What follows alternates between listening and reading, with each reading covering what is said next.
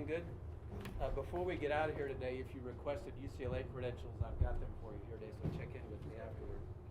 Ready? Coach? Okay, UCLA week, they just came off a win beating Stanford on the road. As like last year, about this time, they got better. Quarterback's playing very well. They have some explosive players on offense. Defensively now, they seem like they've gotten that thing kind of fixed, and they've got some athletes. That's the one thing you realize when you play these guys. And they got explosive players on offense. They run the ball a little bit better than people imagine, actually. They run the ball for about 160 yards a game, so they're very balanced on offense. Score some points. They scored the one time against Washington State. That was unbelievable how many points both those teams have scored, but they're playing a lot better. They play with a lot of energy, and when you look at their record, they have the same conference record we have, 2-2. So, they just feel like they're starting to gain momentum. They got a young team as well. A lot of young players play for those guys, so this will be a good football game for us. Questions? Might need a mic.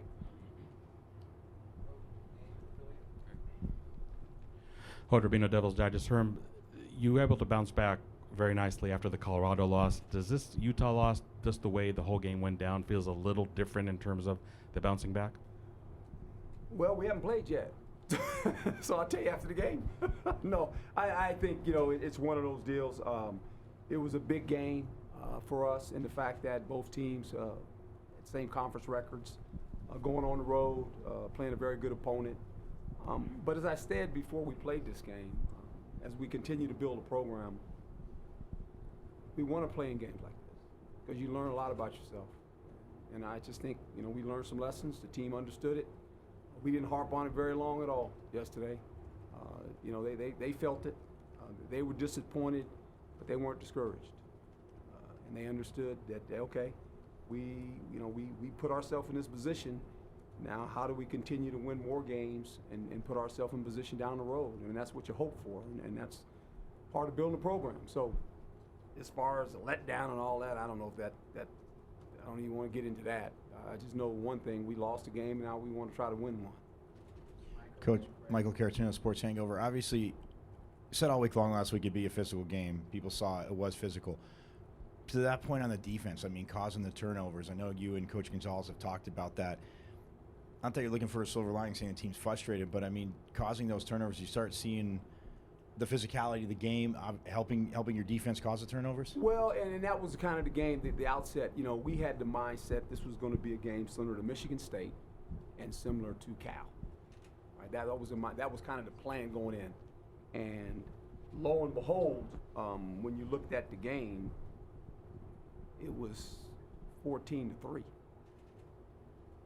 Be quite honest, I felt comfortable. We get a score, it's a one-score game going into the fourth quarter. And that's Cal, that's Michigan State. And it's just kind of like we function this way, and it never turned that way. They did a great job of not allowing that to happen. And to their credit, that's the game.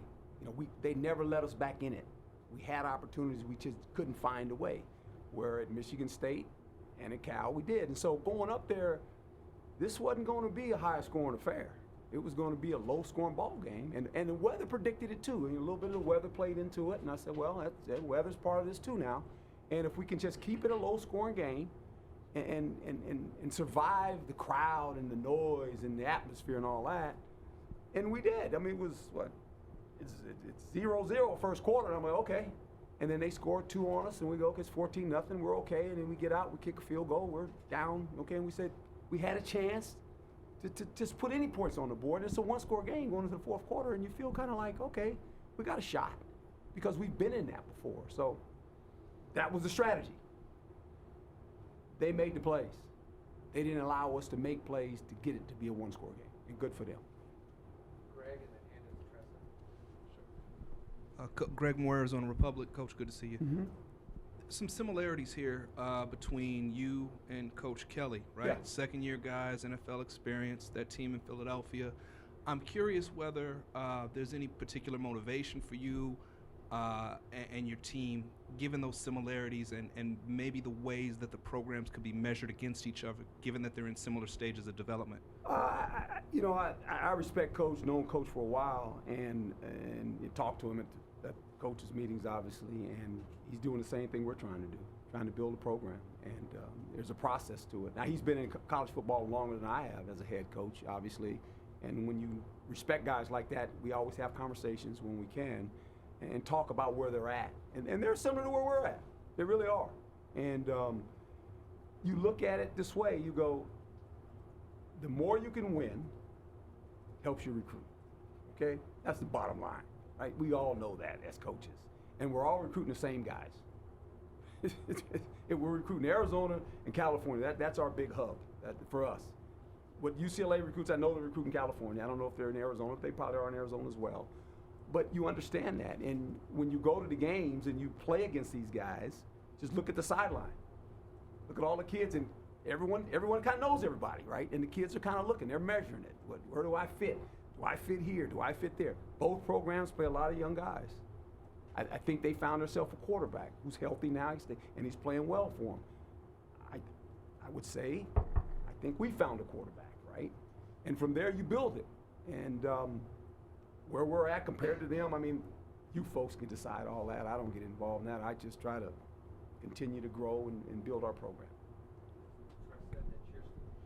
Hi, Coach. Hello. Welcome back. Tressa Tedrick, 3TV CBS 5. Saturday was really the first time we've seen Jaden Daniels really look like a freshman. And what can he learn from this game, and how did he respond after the loss? He gets to be a freshman because that's what he is. And I think, the more success he had early, we had this, it's hard. It's life is about and how you recover. And Jaden will be fine. We had a good talk after the game. Had a good talk yesterday. He's good. I mean, I said, hey, this is one of those deals. He whispered something in my ear on the sideline when the game was ending, and between me and Jaden, and I looked at him, I said, I believe you. And we left it at that. But I just think it's one of those games where, they made him uncomfortable early, and it was hard. It was very hard against a really good defense, a team with a lot of experience. And knowing Jaden, he'll put that in his memory banks. He'll remember that, and that's what he's going to grow. And all quarterbacks go through that. All players go through that.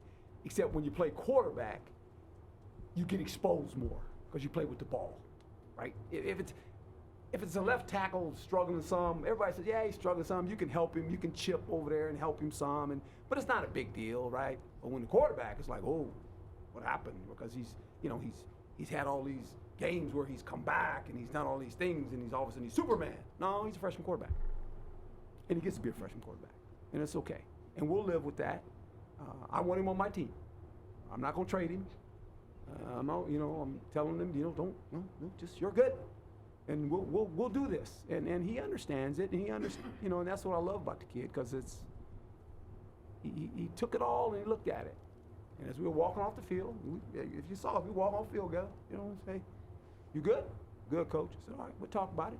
And we left it at that. And we're going to move on. Cheers to that, Chris. Cheerson Susel, NBC Phoenix. Back here, Coach. Oh, yes, ma'am. Just staying with Jaden, back to Southern California, sort of a homecoming game for him. Will controlling emotions be of a concern at all, or will you have that conversation with him prior to the game? Well, I'll talk to him about it. I mean, anytime you go to LA, you're going to have to talk to half our football team, right? Not just him.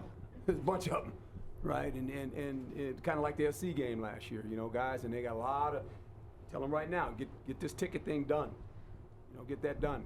I don't want to be Friday, you're running around the hotel, you need more tickets and all that silliness, and people want to come to the hotel and, but it's part of it. You can't stop it because they have these things. You can't stop it, and they're always in, and you can't get mad at them and say they're not focusing on the game, because all these kids do it. That's what they do, and you can't say he's not focused. They've been doing this their whole life. And so, you don't, I ain't one of those coaches that go, oh, you can't. Whatever you got to do to get ready to play the game, you need to go do, as long as it's legal. That's my rule with them. That's always been my rule with them. Just whatever you got to do. And everyone does it different. But I just want them to get all the ticket stuff and all the family stuff, you know, and get that out of the way. And then when you go down there, go play. And yeah, they're going to be excited. And you can't stop it. You can't tell them, well, you shouldn't be excited. Sure, they're going to be excited. You know, I was excited when we went back to Cal. And I left there so long ago, but some of those guys still on those trees. When I left, you know, it's like, I was excited walking the stadium. You know, I was like, hey, you know, I grew up there. I was there as a kid, a teenager. You know, you go back, some of the things are the same. I went down and telegraphed a couple of guys, knew a couple of guys, right? It's like, I saw guys in the stands that came into the stand before the game that actually were at Cal when I was at Cal. And I was talking to them. You know, it's like, I get it. But then I got to go play a game. I don't have to play, I got to coach the game. But it's like, so I get all that. You know, you can't like, no, you can't do this. That's way overrated. Just be who you are. Don't start taking things away from guys because you feel uncomfortable. You know, they're comfortable. And as long as they're focused, that's all I care about. You know, everybody does it different. And you can't make them all in a box and say, hey, man, you got to do this, and you can't smile, you can't laugh. That was 30 years ago. Life's changed. And so I get that part. I really do. That's just how we'll handle it. We'll handle it the way we handle it. Chris Carmen, Sun Nova Source. Herm, after the game you mentioned some of the uncharacteristic, the penalties, self-inflicted wounds, those kinds of things. After you rewatched the game, what were some of your thoughts on that? We got emotional at times. And, you know, we first of all, a couple of them, when you look at football today at all levels, and they're trying to clean up football in this sense, the defenseless player, he can be defenseless on either side of the ball, okay? It could be a defensive player after a turnover, where you turn the ball over and the offense has the ball, and so the guy's gonna block you, right? When you lead with the crown of the helmet and you launch, and you hit a guy, that's gonna be a foul, all right? When you hit a guy who's defenseless, doesn't see it, that's a foul. We had a couple of, were they intentional? No, because we don't coach that. And the players that were involved in it, they don't do that. It's just the game sometimes puts you in a predicament where it's like, uh-oh, it's too late, right? Evan Fields, he's not a dirty player. He's not a dirty player at all. He's a tough guy, but his helmet's, as soon as it happened, I said, he's done, he's out. I get it. We had 2 guys out last year, right? And you know, the poor kid is upset. He's in the locker room, he's upset, he's apologizing to me. And I'm going, Evan, it's good, man, I get it. He said, Coach, I let the team down. I said, we'll learn from all this, man. Don't. So it was one of those games, and as I told you folks, I apologized to their coach. Because I said, this is not what we coach. No coach coaches that. But it happens. And it was an emotional game. We got emotional. And generally I always say, well, I don't want an emotional team, I want a passionate team. And the players understood exactly what I was saying. We addressed it after the game. I don't anticipate that to happen again. I'm saying that, but it shouldn't, hopefully. But it's ball, man. It was a physical, both teams knew it was going to be physical. It was physical out in the yard here last year, and it was physical again up there, you know, and both teams were kind of going at it, and I get that part, but there comes a part where you got to leave it alone. Now let it go. They always catch the second guy. It never changes in football. They always catch the second guy. They just do. When you give a guy the business, okay, you got to be, okay, but you give them the business, and they, you know, that's what happens. That's football. I mean, I know I played the position. I played corner. You think I didn't talk to them receivers? Come on. I mean, you know, but you got to know when, hey, okay, I can't go no more, because if I go, they're going to get me. And sometimes the officials even tell you to say, hey, you need to calm. And I'm over there on the side, hey, you need to do. It comes out, what are you going to do? You know, we don't coach that, and our team's not like that. And I think you guys have watched us play enough football. That's a one-game deal, and we don't want to see that anymore. Doug Haller with The Athletic. Herm, just piggybacking off of that, you guys want to play a physical style of defense. How hard is it to play that style of defense and yet not cross the line, especially with the blindside hits? It's hard. It's hard at every level, and a lot of players struggle with it. But you got to teach it. You got to teach how to tackle, obviously. You got to teach when you get a guy in a position where he's defenseless, You know, I mean, even offense, we talk about it now on offense. Hey, if the ball's been turned over or something and you got a shot to block the guy, you almost got to get in front of him and just shield him.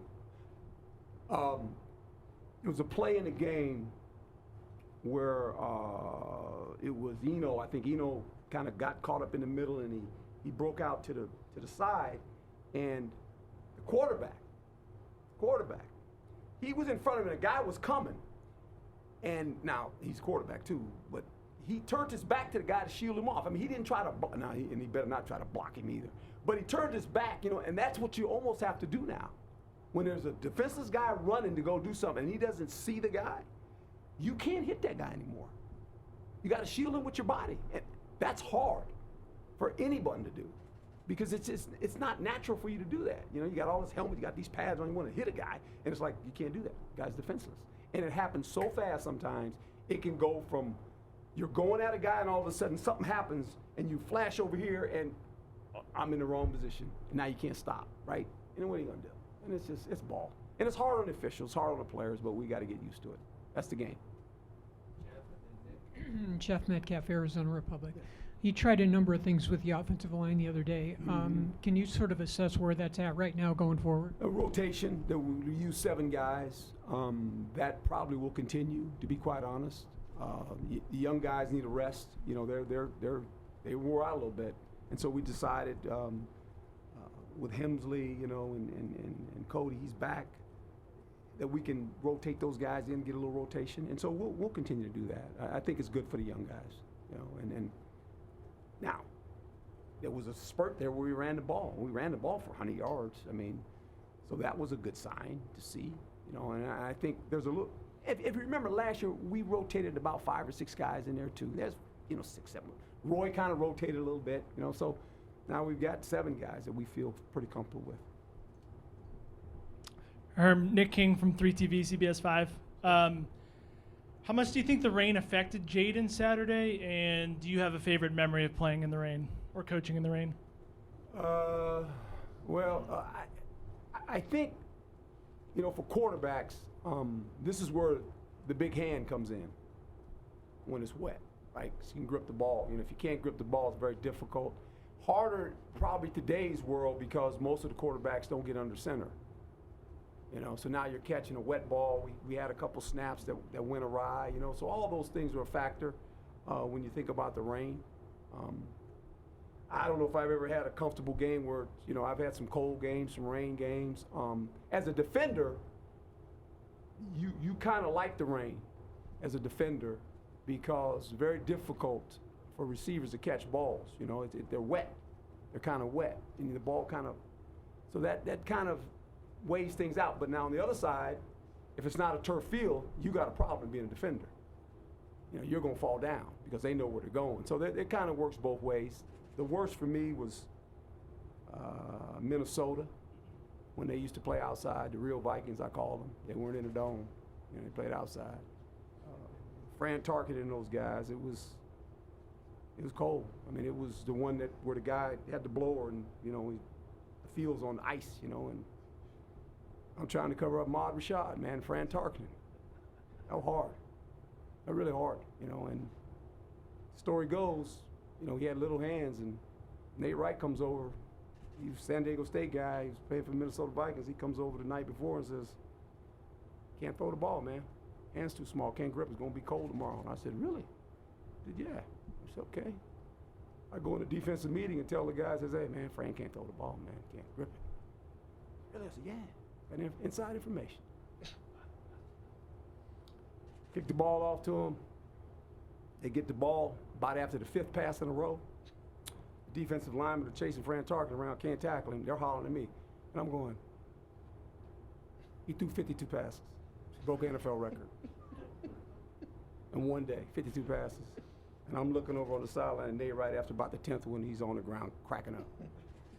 So you got to be kidding me, man. And so I guess cold don't matter if you're Fran Tarkenton, because it was one of those days. So that's how it works. So you don't believe everything you hear. That's what I learned.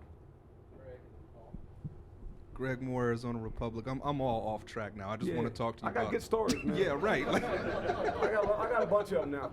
I got a bunch of cold stories. Better turn the cameras off. I can tell you guys a bunch of cold stories. I'm interested to talk a little bit more about the offense. I get the challenges, right? I mean, those guys were monsters up front. They could get to your quarterback with minimal extras. Yeah. They could sit back.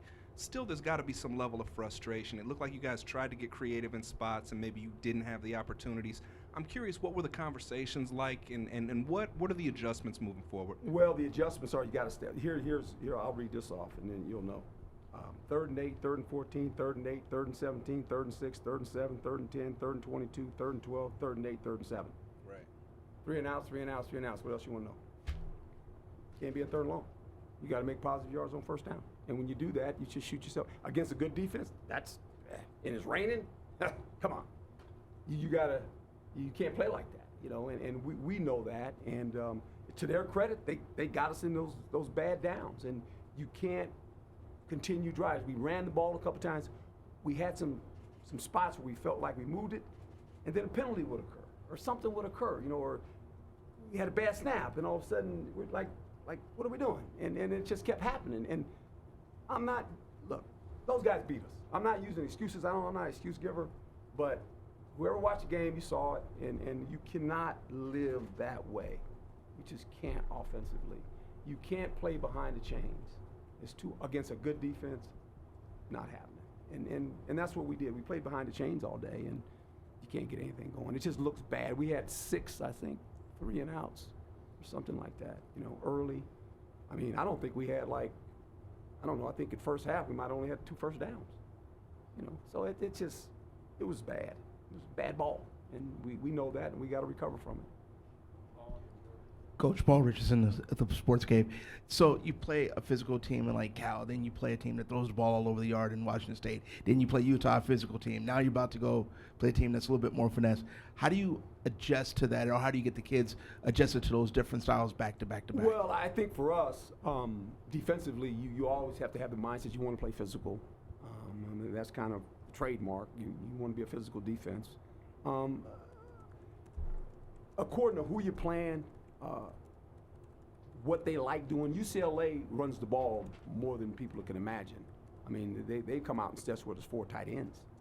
All right, they do some unbalanced stuff. They do a lot of shifting in motion, what I call eye candy, to get your eyes bad. You know, they get all this eye candy doing this, and so hike the ball. We got a gap missing. They run the ball, and so you got to be ready for that. So it's still not. This is not a finesse offense. They run the football. And they run it pretty good. They got a good runner. They got, you know, some guys with some speed. So you got to have the interior of the front 7. They got to match up. They got to understand their gaps. Because if not, the back is a home run hitter. I mean, he makes big runs. I mean, you watch him against Stanford. He hit a couple big ones, you know, where they were short a gap. And when you do that, you got a problem. So, you know, you got to get ready for that. Defensively, it always has to be that way. Offensively, the front will dictate what kind of game it's going to be and what they do up front. And then they've got some big guys inside. They got 2 big guys inside. They've got some athletic linebackers that can rush the quarterback on the edge. So we'll have our hands full. Jordan K., Devil's Digest. You've mentioned the recruiting with California a few times. How important are these games against the California schools when you go into kids' homes who live there and who grow up around those? Well, they're important in the fact that I think when they watch you play, they look at guys that they've either played against or they played with, right? Because they're all connected. Everybody kind of knows everybody. And they look at the position that they play. They look at who's there. I think if you look at this program and you're a young player, you probably got an opportunity to play, right? Is that helpful? Yeah, it's helpful. But eventually, as this thing goes, we don't want that to be the norm. We actually would say, well, if you're a freshman, maybe you can redshirt for a year. We don't have to play right away, right? But right now we're in that mode, and we want to be past that in a year from now. We don't have to do that to all these guys. You know, we need to let them grow up and let them get in the weight room and let them learn the system for a year. That's how you build a program, and we're starting to do that. This class will help us do that, and then hopefully after that, I won't be having these conversations about playing all these young guys. I mean, if he's a good player, they're gonna play. The best players always play. That's always my motto. But they're not so much forced to play, let's say, because that's all you have, right? And it's not their fault, and they want to play. But some of them aren't ready to. And see, that's the other problem you have. When you play so many of them, the ones that don't play as much as the other guys, they feel like, well, why am I not playing? Well, you can't play all of them. It's hard. You know, and that's the reality of it too. That's the other problem you have, is that you play so many, then this guy says, well, he got 20 reps, I only got 5. It's just, you know, it's hard, and that's part of it though. Hi, Coach. I don't know if this is a bit of a stretch, but you kind of look at the situation with the inexperience in that situation, the weather conditions, and just kind of the hype all around the game. Do you think it was the perfect storm, so to speak? I don't know that. I think that it was a team that played together, and it was built for this moment. You know, they've been building this team, and it's they understood. I mean, there's a reason they were picked to win the South. Okay, I mean, there was a reason. No one.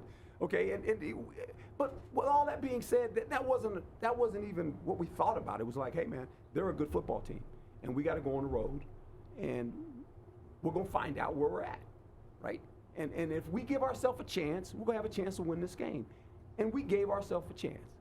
We just at the end we couldn't do enough to get it to that. I always say get it to one score, and all of a sudden momentum changes and you're in the game, and we've done that in the past around here. In numerous places, right? And that didn't take place. And it's a credit to them because they didn't allow it. So you got to give them the credit. They deserve it. Okay? All right. Thank you, folks. Thank you.